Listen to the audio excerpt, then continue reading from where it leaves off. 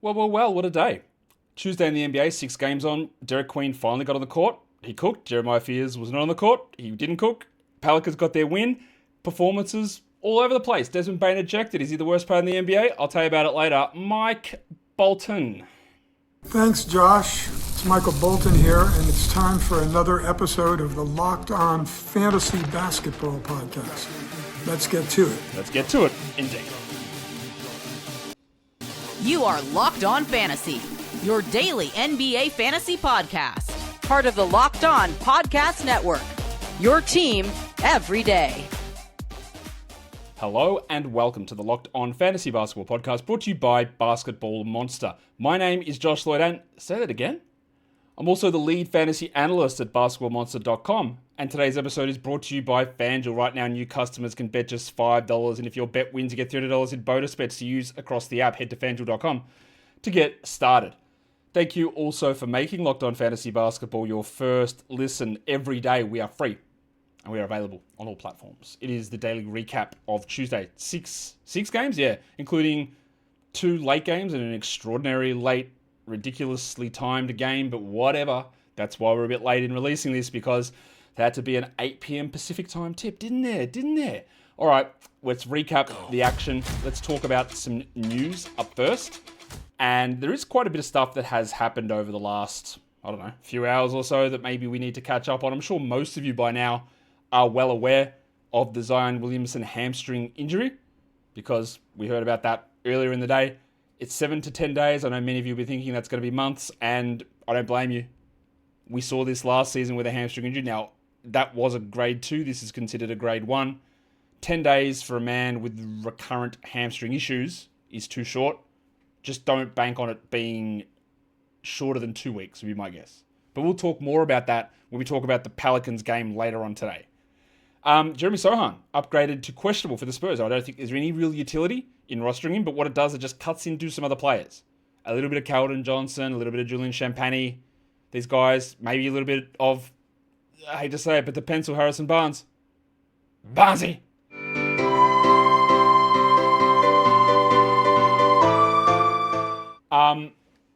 It's just going to be like, it's one of those guys where the impact that Sohan probably has for the majority of us in fantasy is just cutting the tip off a little bit of everyone else's numbers. Not really Wemby, obviously, but maybe a bit of Castle, of Vassell, Champagny, Barnes, Sohan, not Sohan, he's the guy, Johnson, those sort of players.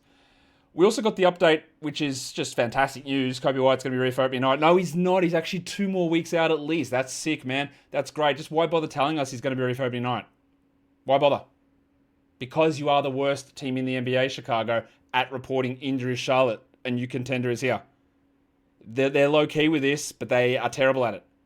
I hope this means that A, he didn't have a setback, and B, they're taking extra time with Kobe White's calf, but just tell us. This team has been dreadful at injury reporting going back to Derrick Rose. We don't know why Derek's not playing. He's actually cleared to play. Like, shut your mouths. What are you doing? Give proper timelines. So anyway, Kobe White's out, so the status quo remains. And we'll talk about the GOAT Nikola Vucevic and the Bulls later on. And then another update for Wednesday, the thick hogsman Tobias Harris is out again, so we are firing up our flaming galahs. Who the hell else do you think it'd be? Isaiah Stewart's going to be the guy that steps up into that role, I'm guessing, and for now, we like it. The problem is that the role turns into the ashes of Bobby Portis when Harris is there, but for now, there's something a little bit interesting cooking there with old Isaiah Stewart.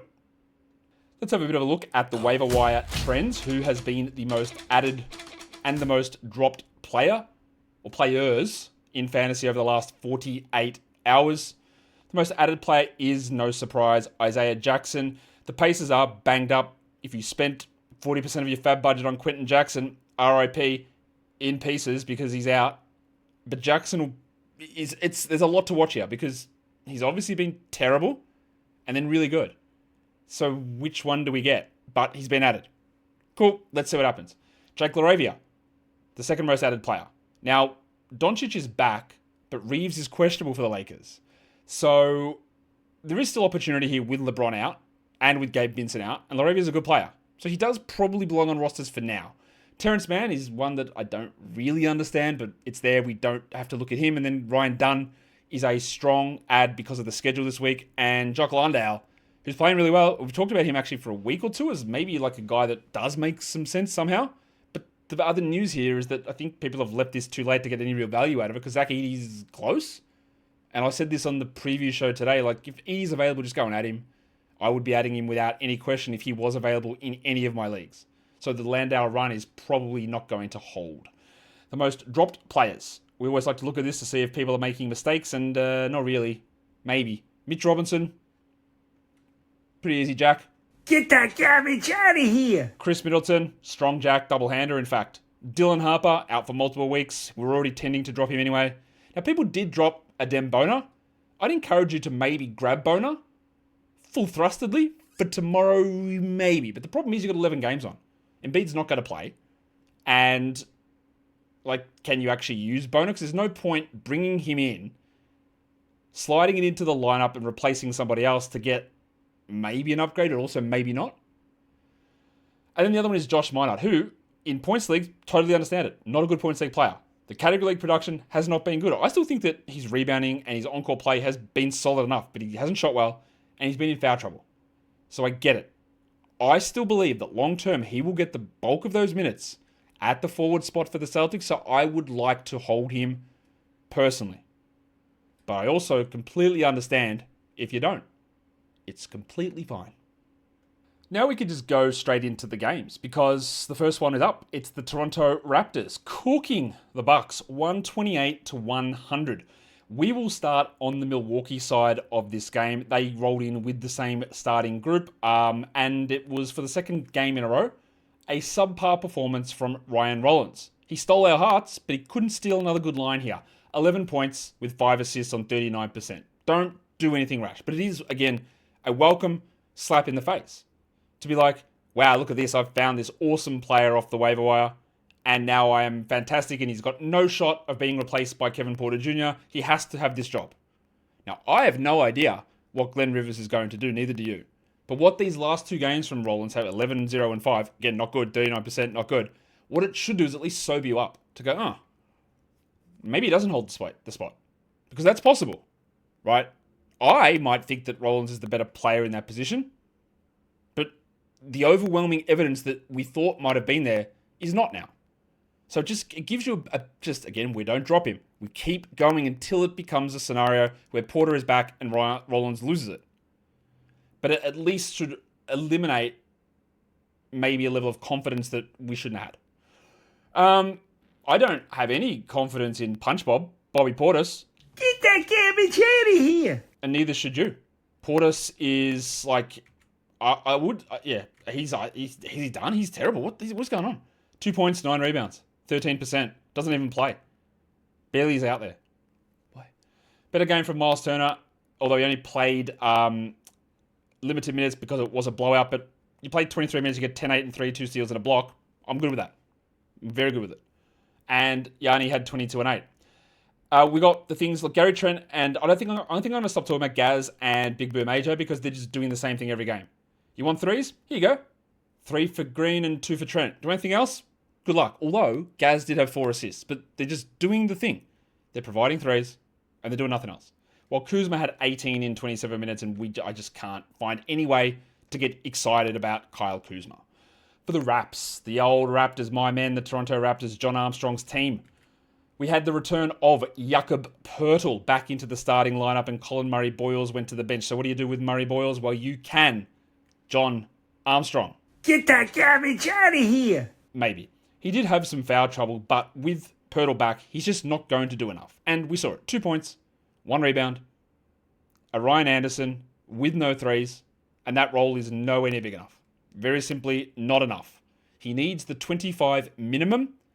And even in those starts, there was like one game that was good. And the fact that it's straight back to Poeltl should mean that you can feel okay about ditching Murray-Boyles. We also got a renewed focus on giving Quickly more usage. 28 usage. Did he shoot well? No, but I don't really care. 15, 6, and 7 with 2 threes and a steal. The usage was there. Ingram, very good. And Rowan Barrett, man, what a start this guy's on. He was going to be on the Sell High show, and he could easily be there. 23, 8, and 4, 1 steal, 2 blocks. Horrific free throws. But he's starting to do some things where I'm going, really? Maybe this does hold. And the other thing I'd talk about is Scott Barnes. He left early in the first half, and it looked like he'd broken his thumb or something. But he came back out. He posted 23, 3 and 6, 4 steals and 2 blocks. He played only 28 minutes, and he hit another 3 threes. He has been absolutely on fire. And I find this happens a lot. So I'm going to say this very, very clearly and very articulately. I do not think that Scotty Barnes will continue this level of production because of one very, very, very specific and clear reason. He's shooting 49% from 3. This man shot 27% last season. So can he continue to block shots and get steals at high levels? Yep. Assists? No problem. He's averaging 5 of them. But when I talk about sell highs or whatever it is, and there'll be often something like, he can keep this up, I go, but we have to have specific reasons. He cannot continue to hit 2.5 threes at 49%. It will not happen. Very, very confident that it will not happen. So, find the Canadian, the Toronto stan, the person with, the one you look at and go, it's okay, man, he's from Canada. And you go, fair enough. Look for that person, right, and see what you can do. See if there is something. You don't have to sell high. You can just enjoy it because it's bloody good. It's really, really good. But there is going to be a drop. Now, that's not going to mean rebounds or assists or steals or blocks get impacted at all. But field goals, scoring, and threes will. Almost without any question. Unless you believe he's a 49% three-point shooter, which guess what? I do not. But it's been an unbelievably good start from Barnesy. Very, very good. Very good. 22 minutes of Dick, 14 points, but didn't leave me completely satisfied in the other areas. A full Ryan Anderson as well. Got me the 1 rebound there. And what did he shoot? 75%. It's a pretty good conversion rate from Dick. But, yeah, he's just not a rosterable guy. I didn't even talk about what Pirtle did. The sad thing about this is Jakob Pirtle had 8 and 9 in 20 minutes and shot 67%. It's his best game of the year. But also, the minutes are low. It's a blowout. He was on a restriction. I'm very encouraged. If Pirtle was dropped, I would add him. Do not look at this and go, oh, he's only playing 20 minutes, man. It's over. No, absolutely not. This is a very good sign. It's a very good sign that he looked better because he looked terrible and the back was a problem and he looked different. He looked good. And good is generally what we want when we're talking about what our fantasy players can do. We'll come back for the other games. Today's episode, though, it is brought to you by the big fellas over at FanDuel. The NBA is back, and there is no better place to get in on that action than FanDuel, the official sports betting partner of the NBA. And even if you miss the start of a game and you want to place bets on it because you've got all this knowledge, it's built up, it's ready to explode, you can do live betting on FanDuel. Who's going to score next? Is there going to be any late comebacks? Narrowing of the spread, expanding of the margin. You can do all that, plus you can combine them for a live same-game parlay as well. And right now, new customers on FanDuel are getting $300 in bonus bets if your first $5 bet wins. So go to FanDuel.com and sign up and play your game with FanDuel, the official sports betting partner of the NBA. And don't forget to gamble responsibly. Today's episode is also brought to you by Ruggiette. Making excuses, it doesn't solve any of your problems. You've heard them before. It's stress. I'm tired. It happens to everybody at some point. Trust me. It happened to my mate John the other day. How do you know? It doesn't matter how I know, but I know. We need support, not excuses, and that's where Ruggiette comes in. Ruggiette.com offers fast-acting, doctor-prescribed treatments for ED, designed to help you stop making excuses and start making moves. If prescribed, your treatment will ship directly to your door as well, in a discreet package, and the process is fast, it's simple, and it's private, and it's all handled by real doctors. So visit rugiet.com/LockedOnNBA to get 15% off your first order. That is rugiet.com/LockedOnNBA. And don't forget to use the code LockedOnNBA so that they know that we sent you. Ruggiette. Stop making excuses and start making moves. Now we get to see that the New Orleans Pelicans get their first win of the season, this time against the ballless and millerless Charlotte Hornets. They rolled out the same starting lineup, Charlotte, and that meant that Sion James is starting in there with LaMelo out with his ankle problem. I posited this, I don't know how true it is. Maybe it's not. Maybe it's copium, as maybe some of you would say. But the fact that the Hornets have 3 games over 9 nights, and it gives you an opportunity to get some rest in LaMelo's ankles without actually costing many games, maybe that's why he's sitting out here. I don't know that to be true for sure, but I'm using it as at least a placeholder. Their next game is an 11-game Friday, and then they don't play again, I think, until Monday, maybe? I think it's Monday. It's a long time away, right? They got no games coming up. So the damage of the absence of Miller and Ball on your fantasy team is limited right now. So when we look at all of this stuff from Charlotte, we have to understand the context around having your two highest usage players out. So the big Areola, Concanepo, 20 and 12, 3 threes, great game. Big usage, 16 attempts, didn't shoot particularly well, but of course, is this level of production a real thing? No. Is it something that you feel like holding for 2 games in the next 7 nights? Probably not. Honestly, you can. There's absolutely no problem with doing it. But remembering, the next time that he plays, you might have Ball there, and then you might have Miller back a week later. I'm not telling you to drop him, but this sort of a game, while it's very good, and you've got it now, it means nothing for the next 2. Nothing. Miles Bridges, 22 and 8. He's always just going to be pretty steady at the moment, it seems like. And then there's also a lot of people rostering Moussa Diabate. And I'll tell you this is the easiest one of all time. Get rid of him. Get that garbage out of here! 17 minutes or 18 minutes actually, 6 and 5. Now 2 steals and a block, nothing to sneeze at. But again, 2 games, 7 nights, backup center. What are we doing? Move on in any 150 deep league and probably 175. The guy that's really in front of him, we did talk about our level of unsureness, whether the Hornets would go to what I think is their best center, and definitely their best fantasy center in the big cock, Ryan Kalkbrenner. I just didn't know that they'd do it. I wanted them to. I thought they should, but they did. They've just leaned heavy into it. 10 and 11 with 4 blocks, and he was perfect from the field again. The big cock is back. I would hold him through the gap in games here, but remember that. Colin Sexton was fine, 17 and 5. Trey Mann also stepped up, 18 in 24. And Sion James had 6. He had a steal, he had a block. He's been very good. He's shooting the ball well. He gets good defensive stats, but it's just not worth a hold in the majority of situations because of the way the schedule plays out. But I guess the bigger news here is the other side because the idiots got to win. The Pelicans win their first game, and that is without Zion and without Yves Missy. We talked about this, I think, on the preview show, saying that there was many ways that they could go about the alignment here. And what they did was they did one of the things that I said, and that was putting Jordan Poole back in and shifting Herb Jones up to the 4. They started Kevon Looney at center. So it wasn't the depressed penis, Sadiq Bey, moving into that starting group, or Derik Queen. And in fact, it looked terrible for Derik Queen. The Blizzard barely played. He barely played. Until he closed it out by playing the entire fourth quarter and posting a line which makes you go, why wasn't he playing? 12, 8, and 7 with 4 steals in 18 minutes, which includes 6 minutes in the first 3 quarters combined. He wasn't a part of anything. He was the 10th man to play. Again, Bill Green, don't think he knows what he's doing. Part of my concern with Queen as a player through the draft and all that process was, I don't think he can shoot, and his defense is a problem. So when the Pelicans made the trade, which is insane in itself, to put him next to Zion Williamson, I couldn't think of a worse player to pair him with. It makes no sense. So therefore, I am not surprised at all the Queen was able to do a lot of damage when Zion was not there.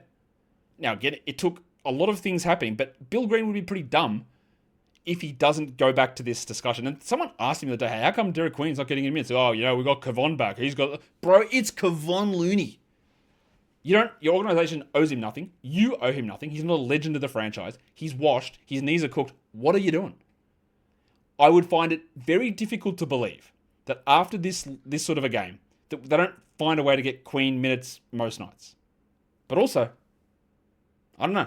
But what I feel pretty okay about is that while Zion is out, it is the perfect opportunity to go 20 minutes of the old Blizzard. Will he be this level of productive? I'd say no. I'd say probably not. It's very hard to do that. 4 steals, very tough. But he's a good passing, efficient, in close to the basket big man. That's what he does. That's what he did. One thing that I honestly just did not have any expectation would happen. Jeremiah Fears played 17 minutes. And you go, okay, what's Jordan Poole? But no, Jordan Poole was starting next to him. Fears came out after about 5 minutes in the second half and never came back. Because it was all, again, for some reason, Jose Alvarado, who came in and then never left the game after that. played like 18 minutes straight. Alvarado finished with 31 minutes, 18, 3 and 6, 2 steals and 4 threes. He had been an afterthought. Does this mean that you want to grab Alvarado? I don't think so. Does it mean you want to drop Fears? I also don't think so. But if they want to win games, and this is the problem that the front office clowns put them into, a rookie like Fears is not going to allow you to win games. And I think Bill Green was like, let's see if we can get actually a player who is an impactful NBA guy right now in Alvarado in there. Let's see if we can get a win against a team that's missing their 2 best players, and they got it.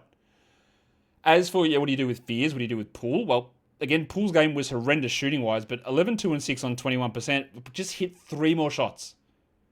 3 more shots, and then you're talking 19, 2 and 6 with 3 threes. I'm very happy with that. I would very much try to hold Jordan Poole. It's also a terrible idea to drop someone in the middle of a back-to-back. So hold Pools, hold Poole, hold Fears. And I don't think you need to react to Alvarado, especially with 11 games to run. The depressed penis did step up. Sadiq Bey played 27 minutes. Now, this is a very Sadiq Bey line. You score, and then the DeAndre Hunter kicks in, and you don't do much else. 17 and 4 with not much going on there. And then we actually got a sighting from Carlo Makovic. Makovic played 15 minutes. He had 13 and 6. He's a good player. I think he's a very good fantasy player as well, but there's just too much burying going on here for us to really think that anything major is going to occur. Solid game from Herb, not great. Solid game from Trey, also not great, but they got the win. We've got probably a lot of questions about where Queen fits and what you do with Fears. To me, it's like, try Queen while Zion's out, hold Fears, hold Poole. That would be how I would approach that. And also, don't re-add Eve Missy, as I think you know my opinion on that. Now we get to talk about my Orlando Magic. Sad sounds. As they lose again, 127-112 against the Atlanta Hawks. And let's start with one of the big questions, I guess, in fantasy at the moment. Not even talking about them giving up 4 first-round picks for Des Bane. But, what do you do? People overdrafted him, clearly. He is struggling in a huge way. 9 points, 23 minutes. Got ejected, threw the ball onto a Nekrokongu's head when he hit the ground after he pulled him down. It's been like literally just dreadful stuff. Like horrid. And if you were basing it only on what he's done so far, yeah, of course you would drop him. But we don't base it on that, do we? Because we know that those games have happened. It's happened. It's past. You can't change it. And with all of these things, and one of the things that I like to try and get across when doing this show and projection work and whatever I'm doing, is the general mindset of, that's happened. That's done. It can't be changed. But when you look at it, is this truly who you believe Desmond Bane is? If it is, drop him. If you think that he is that bad, you drop him. But I don't, so I won't.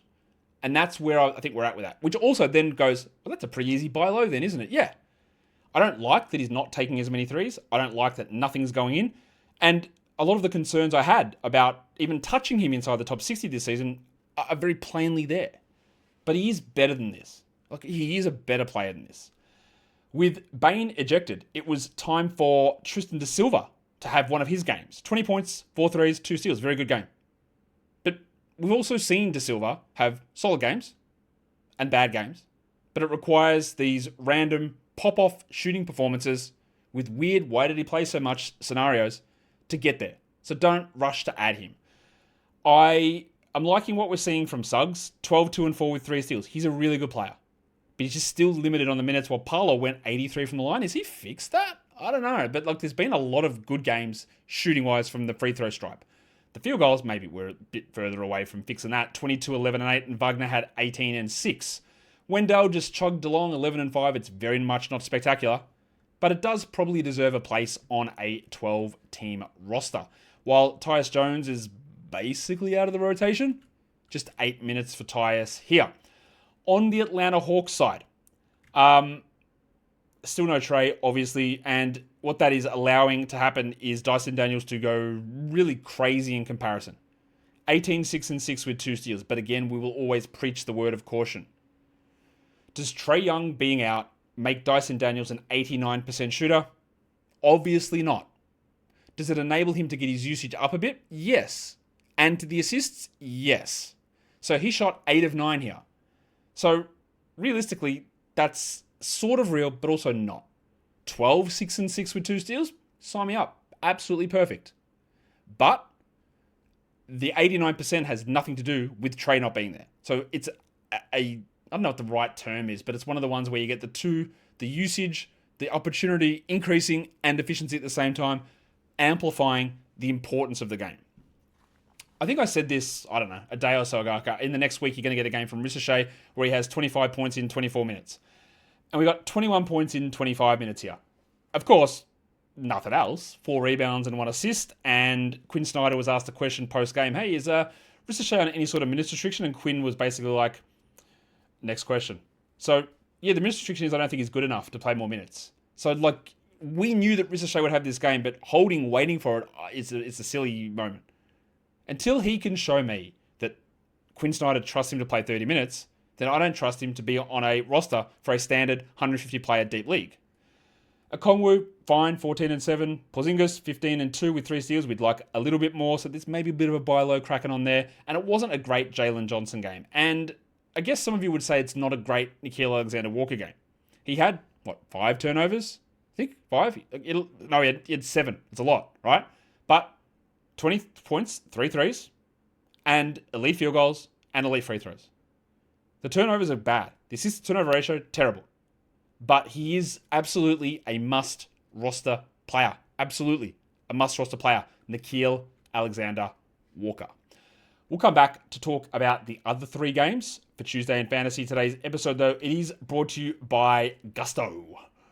No one starts a business because they really love calculating tax withholdings or managing payroll spreadsheets. And that's where Gusto comes in, to take the stress out of payroll, benefits, and HR so that you can focus on running your business and supporting your team. Gusto is the all-in-one remote-friendly payroll and HR platform that makes managing your team simple, transparent, and fast.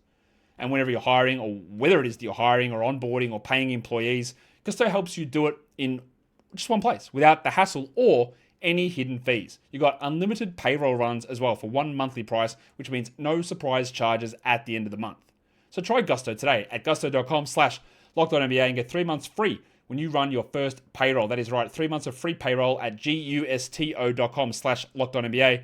That is gusto.com/LockedOnNBA. Now, I know you're all here ready to anoint the GOAT, Nick Vucevic, for his game winner for the Bulls over the Sixers in a furious comeback. We'll get to them in a sec. We'll start with the Sixers. They lose 113-111 to the aforementioned Chicago Bulls. Embiid was back, and that meant that Boner went to the bench, and as we expect. So what happened to Boner? He played 22 minutes and he had a block. He had 2 points. Don't drop him if you've still for some reason got him because of tomorrow. But otherwise, not a 12-team league player. Embiid, despite his significant limitations and the fact that he shot 33% and took 21 shots, he still had 20-6, 3 steals, and 4 blocks, and played 26 minutes. He's definitely not himself, but he's still ridiculously good. The worry you have is just a day where it's like it didn't respond well and the swelling's back and then you're done. Like that's the concern here. What we also got is the return for the first time for this season of Jared McCain. Now, he was on some sort of a minutes limit, but it couldn't have gone worse. Scoreless in 15 minutes. He did have 2 assists. Now, he's rostered in, honestly, a staggering amount of leagues because there is a mind block happening, I think, with what he did last season. He was great. But he also wasn't, because he was great when I think it was Maxey, George, and Embiid were out. He was doing everything. And then they came back. He went back to the bench, played 26 minutes a night, and wasn't rosterable for like 3 games, then got hurt. So the idea is that you hear it, you remember it, the media will parrot it to you. Not me. I'm the alternate media. Whew. They'll parrot it to you. Oh, he would have won Rookie of the Year. He stayed healthy. How many times did you hear that? He was the leader at Rookie of the Year before he got hurt. Yep, you've heard that, right? But the line was going down. Like, it was going down a lot. And I'm not saying it couldn't have turned around, but he did the thing. Everyone was out, 35 minutes, 30 usage, 46% shooting from 3. It looked an absolute legend. And then no one said anything when it fell away. Now he comes in to a situation where, at best, he is the 4th guard. At best. Because you've got Tyrese Maxey, who honestly is probably close to top 5 in MVP at the moment. There's Tyrese Maxey. There's the dominatrix, VJ Edgecombe. There is Quentin Grimes. There is also, depending on how you want to frame him, Kelly Oubre. And we don't even have Paul George in the mix yet. So where is McCain getting 30 minutes? or getting the ball enough to do anything apart from being really a spot-up three-point shooter. I don't see it. I would love to be proven wrong. I love Jared McCann. I think he's a super fun personality. He means so much to the NBA because he also pisses off a lot of people, which is funny. I enjoy that, right? But from a pure fantasy perspective, how does it happen? How? I can't. Who loses? Does Grimes become a 20-minute night player? Does Edgecombe move to the bench and play 22 minutes? Seems pretty unlikely to me. As for VJ, started off unreal. There were a lot of people proclaiming consistent top 30 player rest of season, which again, didn't seem real. He's still playing a ton of minutes. He still is fine, but it has cooled off. I don't think you would have heard a lot about Edgecombe the last 4 or 5 days. 12 and 11. He had 2 steals, but he shot 33%. He played a lot of minutes. That's still going. But his usage was down to 16%.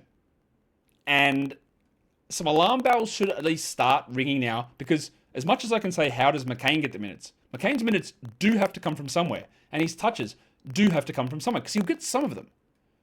And it could end up being VJ, who was red hot, but I'm just not sure where we go. Quentin Grimes also lost out, 30 minutes, 10 points. He'd had 4 steals and a block. We keep rostering him, but part of, again, some of my concern about Grimes' value is if this team got healthy, and they still aren't, I don't know that there's enough of the ball to go around for him to be as impactful as we want him to be. Oubre continues to play well, 18 points. He had a Richie Beno, 2 threes, 2 steals, and 2 blocks. And what else happened in this one? Andre Drummond was a DNP, which was interesting too. And Trendon Watford continues to just play well. This is only really deeper league consideration stuff, but he does continue to play well. I think he's just a good player. What about the Bulls? Because there's a lot to talk about here. We talked at the start about Kobe White being out. Aya Dosunmu was also out. And I'll start with probably the most shocking part of this, but Isaac Okoro played well. 33 minutes, 16 and 5, 2 steals and a block with 3 threes, which is honestly a bloody good line. That brings him to about the 240th best player this season despite starting all year. So it's safe to say that I don't actually care. It's a good game. Dosunmu was out. It's not a repeatable performance, so we can move on. Who is actually cooking at the moment is Josh Giddey. 29, 15, and 12 with 2 threes. 37 minutes, 53 from the field, 88 from the line. I still have significant doubts about Giddey's ability to be a high-level starting point guard on a good team. I think the Bulls are a good team. I think they're a mid-team. But I think he's going to have really good value. And you know that. I projected him incredibly highly. And I'm very happy with that so far. And he is putting up insane numbers. Like, he is almost top 15 on the season. He's 9th in Yahoo Fantasy points per game.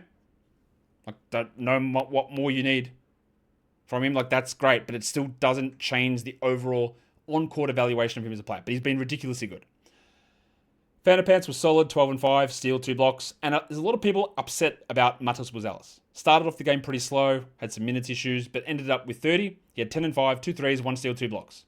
And yeah, has he lived up to our expectations early on? Not really. Is he close enough to a top 100 player? Yeah, despite some of the struggles.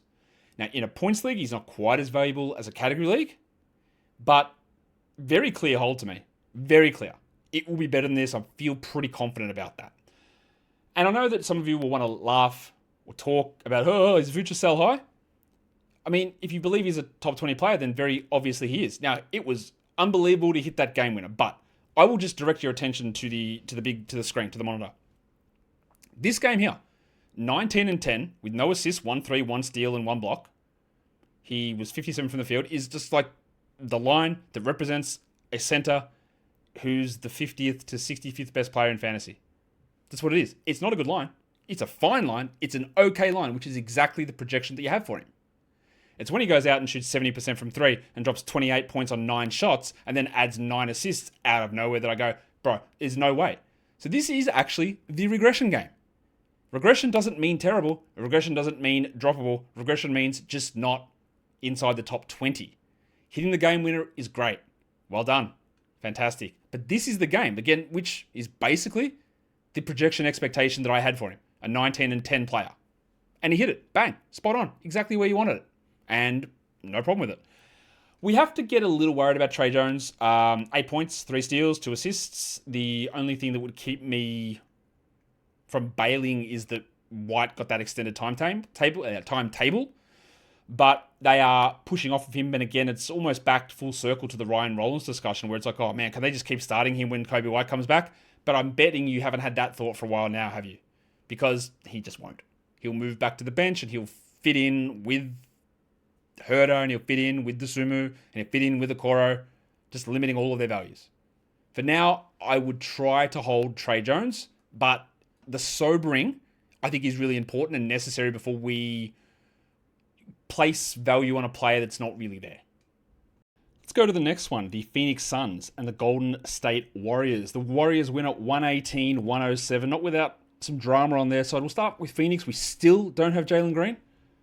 Dylan Brooks is still out. I think Brooks is going by the way and how slowly they're bringing Green back. I would not expect them to return in the same game. I would think that Brooks is out for at least a few more, and maybe we get Green back in the next one, which is Thursday, the single game day. And they've had this excellent schedule, which is great if all these for all these stream options they've had. Booker continues, honestly, a really, really good run. 38, 3-4, elite field goals, 11 of 11 from the line. You love all that. And also 27 minutes from Mark Williams. Mark Williams did not. He had 16 and 6, though, with 4 assists and 50% from the field and 80 from the line. This is why he can be an absolutely elite fantasy guy. Grayson Allen's strong run continues. We will see what happens. There is a chance he maintains value when the others two return. It's a little iffy, though. 16, 4, and 5 with 3 steals, while Ryan Dunn also racked them up. 3 steals, 2 blocks, 2 threes. Again, probably his best game, I would say, for the year. It's a little hard to see when we're adding those 60-plus minutes of the other two back into. Everyone's got to sort of squish around a bit more. But Dunn is at least a strong add for this week. And it was probably the worst game we've had from both Royce O'Neal and Colin Gillespie in the last week or so. 21 minutes for Gillespie, 8, 5, and 4. 28 minutes for O'Neal, 8, 6, and 3. But you hold them. They play Thursday. They play Saturday. When Green is back, we make assessments. And I do think they probably will end up being drops. But we don't have to do anything preemptive there. It would be pretty foolish, I think, to do it that way at this stage. The Warriors, I said there was a little bit of drama in what was going on with them. Not anything major, but before the game, we saw Jimmy Butler chucked on to the injury reporter's question when Steve Kerr was like, I don't think he's going to play. Oh, God, I'm preparing that he's not going to play. Or words to that effect. He did, but did he? Because General Saunders didn't play in the second half. He didn't look good at all, and now they've got a back-to-back tomorrow, so does he play in that one? And Steph apparently is sick as well, so he might not play tomorrow. I would expect, which is terrible for streaming because 11 games on, I would expect the Warriors have a bit of a skeleton crew out there. They made the change in the lineup for this one. Quinton Post started, and he was awesome. I think the last time he started, he played 12 minutes. So 14 and 6, 4 threes, 1 steal, 2 blocks. So there's not even utility in Post in knowing that he's going to start because you get this or you get 15 minutes of nothing. What you do know is that when Podziemski's off the bench, it's rarely interesting. 13 minutes, refresh that. 24 minutes, 13 points, 4 assists. It is really, really difficult, I think, to have him as a must-roster guy. You can, but there's a lot of back and forwards. But especially now that Jimmy is probably going to miss a game or two here, then Podziemski's value is okay. Butler, terrible. 2 points, 14 minutes, back injury, clearly impacting him. Speaking of terrible, just absent stuff from Johnny Kuminga. 9 points in 25 minutes with 5 assists. Now, to be fair, in the past when he would have games like that, it's because he would shoot 30% from the line and 20 from the field, or, slightly not exaggerated numbers. But he shot well, 57 from the field. He just didn't take any shots. He has been a huge surprise to me so far this season. The last couple have been a little bit like, where are we going here? But I'm not that worried about it. Steph had 28 with 5 threes, but I guess the big surprise is Modi Muzi, who played 34 minutes. He had 24 points with 5 threes and 5 rebounds. It's great. It's a very good game. I think he was down to 9 minutes last time. The foreseeable future hits us in the face every time, doesn't it? Now, he did start the second half with James Butler out, and he did shoot 63% from 3 to get here. And outside of the threes, which contributes to the scoring, there's nothing else going on. I would not suggest that a stream of Moody for tomorrow is the absolute best optimal mood. I don't think it is. Because A, Butler might miss tomorrow, true, but you probably got a full roster anyway. And what if Moody plays 12 minutes the game after? Highly likely. Now, if you just think Moody is such a clear upgrade over someone on your roster for tomorrow because you think Steph and Butler are out, which is possible, you could do it. I just don't think that wasting a move for perhaps one game is necessarily optimal. So while it's great and a lot of people will chase that Moody game, I'm not as convinced that it needs to be done. Not a lot else going on in this one. Draymond had his standard game, 2, 6, and 8, but a steal and a block. You know that you don't get any scoring with Draymond. That's not what happens. You get rebounds, you get assists, you get steals, you get blocks, and he delivered all that stuff, which again is exactly what you needed. So, last game. In the end, a pretty easy victory for the Thunder, 126-107 over the Clippers, which does make some sense considering that Kawhi did not play. Neither did Bradley Beal. Kawhi sprained his ankle at the end of Monday's game, and they said it might be a couple of days, so maybe there's a chance that on Thursday for that standalone game, Kawhi is not playing.